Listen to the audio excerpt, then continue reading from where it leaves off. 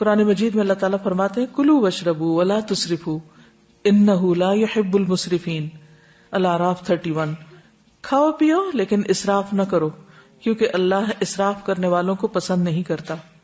نبی صلی اللہ علیہ وسلم نے فرمایا کھاؤ اور پیو اور پہنو اور صدقہ کرو لیکن اسراف نہ کرو اور تکبر نہ کرو، یعنی کھانے پہ بھی فخر نہ کرو اور اسی طرح لباس پر بھی نہیں، کیونکہ کھانا پینا لباس یہ چیزیں ہیں جن کی وجہ سے لوگ اپنے آپ کو دوسروں سے بڑا سمجھنے لگتے ہیں، اگر کسی کو یہ نعمت دوسروں کے مقابلے میں زیادہ ملی ہو۔ کھانے پینے میں سادگی۔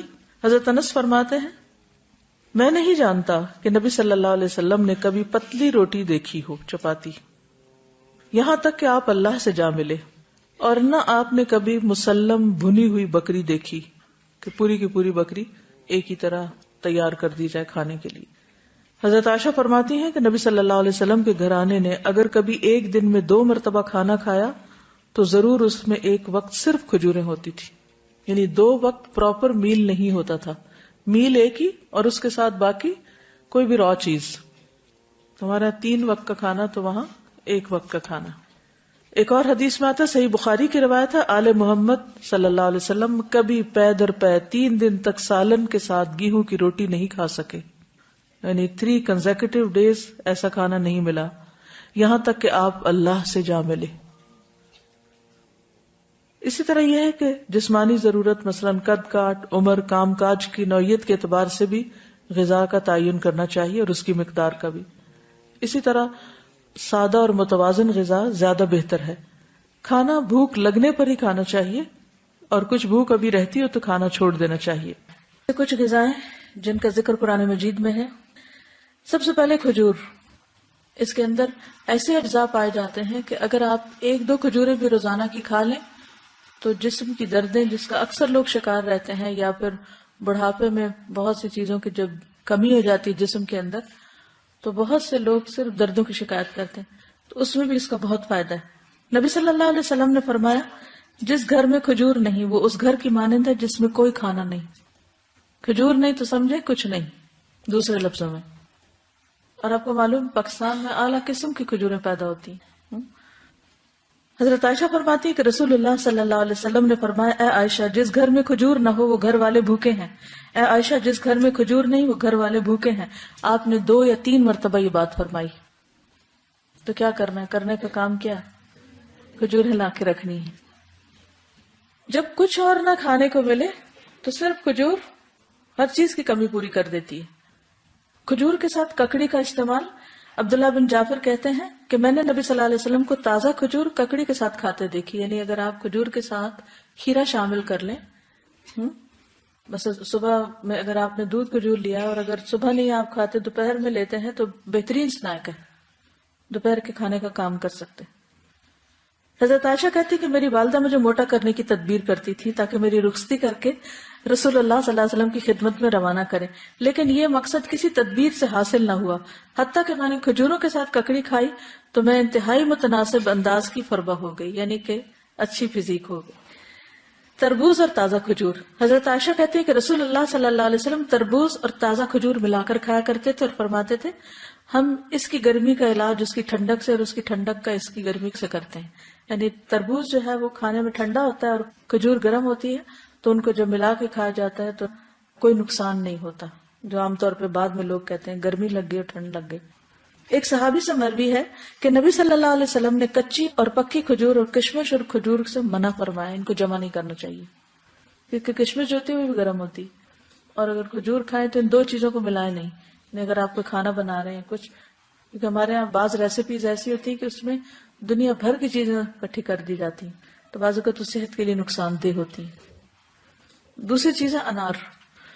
حضرت علی فرماتے ہیں کہ انار کو اندر والے چھلکے سمیت کھایا کرو کیونکہ یہ معدے کی بیماریوں کا علاج ہے۔ ہم عام طور پہ صرف اس کا پھل نکال کے کھا لیتے اور باقی سب چیزیں ویسٹ کر دیتے ہیں، تو اندر کا چھلکا کون سا ہوتا ہے؟ وہ وائٹ اسٹف جس کے اندر دانے لگے ہوتے ہیں۔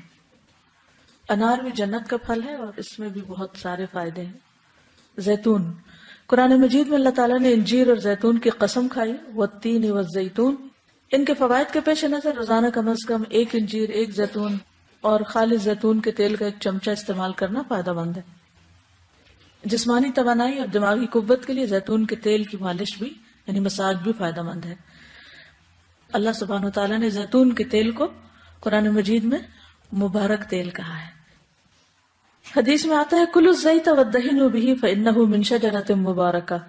نبی صلی اللہ علیہ وسلم نے فرمایا زیتون کا تیل کھاؤ اور لگاؤ، یہ ایک مبارک درخت سے نکالا گیا ہے. یعنی درخت مبارک ہے، جس سے نکلا ہوا تیل بھی کیا ہوگا؟ فإنها من شجرۃ مبارکۃ.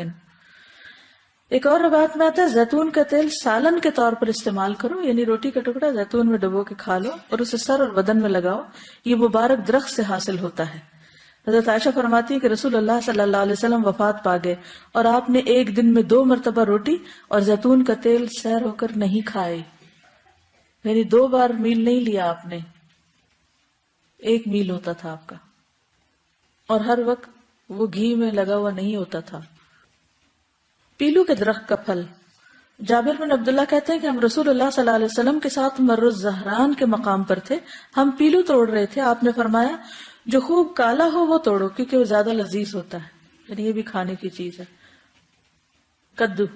فنبذناہ بالعراء وہو سقیم وانبتنا علیہ شجرۃ من یقطین.